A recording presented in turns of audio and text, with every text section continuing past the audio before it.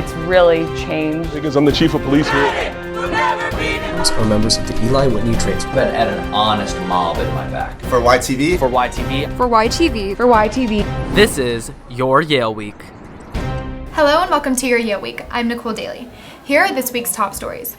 On January 26th, the New Haven Board of Alders filed a lawsuit against the city's Board of Education and Board of Education member Daisy Gonzalez, widely regarded as the voice of New Haven public school parents, for Gonzalez's alleged illegal membership on the Board of Education. In 2013, the BOA changed the BOE position from an elected to an appointed position and reduced the number of members from 8 to 7. With the election of 2 new BOE members in November, the BOE still had 8 members. The BOE voted last month to permit 8 members to sit until the end of 2016. However, the BOA claimed this action was illegal and voted the next week to end the term of Gonzalez, the most recent mayoral appointee. After launching an anti-discrimination website earlier this week, University President Peter Salovey has announced the formation of another of his proposed initiatives, a presidential task force on diversity and inclusion. In a Wednesday afternoon email to the Yale community, Salovey announced that the committee is ready to begin its work now. Members of the task force include administrators, deans, alumni, 1 Yale Law School student, and 1 Yale College student. Salovey told the News that the task force is meant to work beyond the spring to ensure that Yale continues to build a more inclusive campus. Birgit Rasmussen, an American Studies and Ethnicity, Race, and Migration assistant professor, will leave the university at the end of this academic year following a controversial promotion review process that has been accused by some of her colleagues of biases against Rasmussen's gender, disability, and area of scholarship. Rasmussen's departure comes amidst a series of high-profile departures of diverse faculty members and scholars who study issues of diversity and ethnicity. Later in the show, we will sit down with academics beat reporter Victor Wang to gain more insight on the story. But first, for a brief look at next week, Peter Chung. Thanks, Nicole. Cheer on your very own Bulldogs this weekend, starting with men's ice hockey Friday at 7 as they face Dartmouth. And make sure to catch them again Saturday at 7 p.m. against our rival Harvard. It's sure to be a great game. The track and field team will also host an invitational all day Saturday at Payne Whitney. And last but certainly not least, men's basketball will compete against Cornell this Saturday at 7 p.m. There are some great plays and films going up this weekend. Marisol, a 2-act play about a Puerto Rican woman in New York City and her encounter with angelic warfare, goes up this Friday and Saturday at 8, as well as a 2 p.m. matinee on Saturday at the Whitney Humanities Center.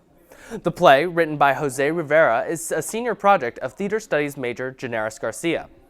For a dose of dark comedy, Yale Cabaret presents How We Died of a Disease-Related Illness, an over-the-top mockery of American paranoia. Purchase tickets online for one of its 4 performances, 8 and 11 p.m., Friday and Saturday.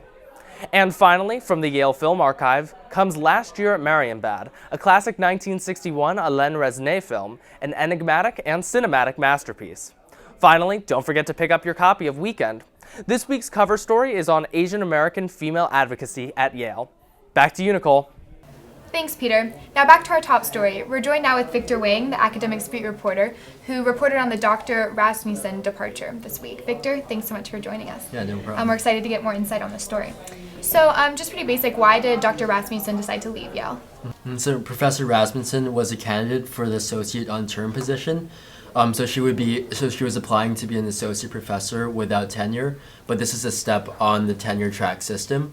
And so she said she received unanimous positive vote from her department, which is American Studies, but her candidacy was overturned by the divisional committee, which is a level higher in the tenure system.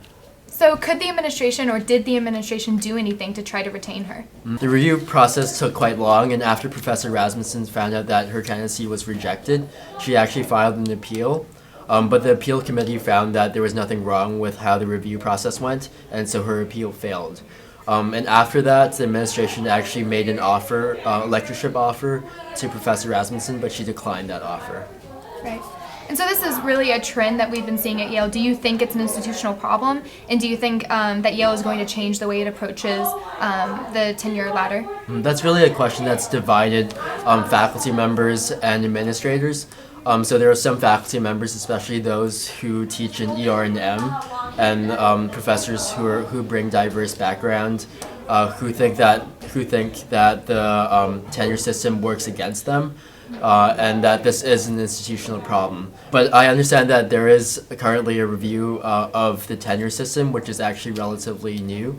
I think it's been here for less than 10 years, but now I think the administration is really looking into it and seeing whether or not it's a fair system.